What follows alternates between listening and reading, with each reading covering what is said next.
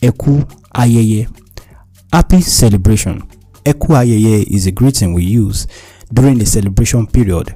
When someone is celebrating, maybe you want to greet the celebrants, you can tell the celebrant ẹ kú ayẹyẹ, which means happy celebration, like you appreciate the fact that the person is celebrating, like you are rejoicing with the person for celebrating. And you can also use it not only to the celebrants, you can still use it even to other people that come to attend the celebration. So ẹ kú ayẹyẹ is a kind of greeting used during the celebration period.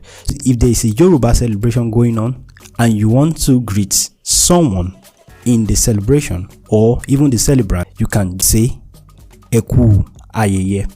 Ó tún dọ̀la o. Till tomorrow.